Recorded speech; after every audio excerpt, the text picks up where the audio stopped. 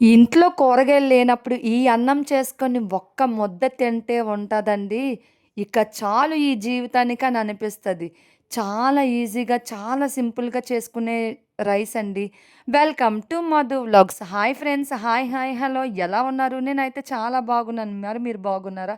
మరో lunch box రెసిపీతో just 5 మినిట్స్‌లో అయిపోయే రెసిపీతో నేనైతే మీ ముందుకొచ్చానండి. ఈ రెసిపీ ఏంటో కాదండి, కారం అన్నం. కారం అన్నం అంటేనే 90స్ కిడ్స్‌కి ఒక ఎమోషన్. 90స్ కిడ్స్‌ని ఎవరిని అడిగినా కారం అన్నం అనగానే, అబ్బా! కూరగాయలు లేకపోయినా పర్లేదు, రోజు కర్రీతో ఏం తింటాంరా బాబు బోరింగ్‌గా అని చెప్పేసి అప్పటికప్పుడే చేసుకున్న రెసిపీ అండి. చాలా బావుంటది. తాలింపు లేకుండా చేసుకుంటారు, తాలింపుతోని చేసుకుంటారు. నేనైతే ఈరోజు మీకు తాలింపుతో చూపిస్తున్నాను. వీడియోలోకి వెళ్ళే ముందు ఒక చిన్న రిక్వెస్ట్ అండి. నా వీడియో గాని మీకు నచ్చినట్టు అనిపిస్తే ఒక లైక్ చేసి, అలాగే మీ ఫ్రెండ్స్ అండ్ ఫ్యామిలీ మెంబర్స్‌కి షేర్ చేయండి.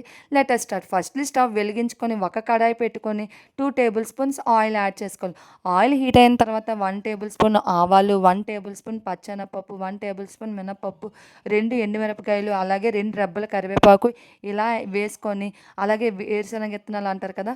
అవి కూడా యాడ్ చేసుకొని బాగా వేయించుకోవాలి. కానీ ఈ పోపు అనేది మాడిపోకుండా చూసుకోండి. మాడిపోతే మాత్రం టేస్ట్ అనేది చేంజ్ అయిపోద్ది. సో, మనకి ఏదైనా లో ఫ్లేమ్‌లోనే చేసుకోవాలండి. ఇలా చేసుకున్న దాంట్లోనే జస్ట్ హాఫ్ టేబుల్ స్పూన్ పసుపు యాడ్ చేయండి. అలాగే 1 టేబుల్ స్పూన్ సాల్ట్, అంటే మీ రుచికి తగ్గట్టుగా సాల్ట్ యాడ్ చేసుకోండి. అలాగే 1 టేబుల్ స్పూన్ కారం యాడ్ చేసుకోండి. కానీ చెప్తున్నాను, చాలామంది ధనియాల పొడి అని చెప్పేసి అల్లం వెల్లుల్లి పేస్ట్ అని ఇలా వేసి మసాలా రైస్‌లా చేసేస్తారు. మనం చేసుకుంటున్న కారం అన్నంలోనే జస్ట్ కారంతోనే చేసుకుంటే చాలా బావుంటదండి. ఇంకా మీ దగ్గర ఉదయం మిగిలిపోయిన అన్నం ఉంటే అన్నం, అప్పుడప్పుడే వండిన అన్నమైనా యాడ్ చేసుకొని చాలా బాగా ఈ స్పైసెస్ అన్నీ ఆ రైస్‌కి పట్టేలాగా బాగా కలుపుకుంటూ ఉంటే ఉంటదండి. చాలా బావుంటది. అలాగే మధ్యలోనే ఒక నిమ్మ చెక్క తీసుకోండి. అది పిండేసిన తర్వాత ఆ ఫ్లేవర్‌కి బాగా పట్టిన తర్వాత లాస్ట్‌లోని కొత్తిమీరతో గార్నిష్ చేసుకుంటే మన కారం అన్నం రెడీ అయిపోయినట్టండి. జస్ట్ నేను చెప్పినంత కూడా 3 మినిట్స్‌లో ఈ రైస్ అనేది అయిపోద్దండి. పర్ఫెక్ట్ టెక్స్చర్, పర్ఫెక్ట్ కాంబినేషన్, చాలా ఫ్లేవర్‌ఫుల్‌గా గానీ, టేస్ట్ వైస్‌గా గానీ ఎక్కడ కాంప్రమైజ్ అయ్యే పని లేదండి. అంత బాగుంటది ఈ రైస్. నిజంగానండి ఈ 90స్ కిడ్స్ వాళ్ళకైతే మాత్రం ఈ ఈ రైస్ అనేది ఒక ఎమోషన్. ప్రతి ఒక్కళ్ళు ఇది తినలేని వాళ్ళైతే ఎవ్వరు ఉండరండి.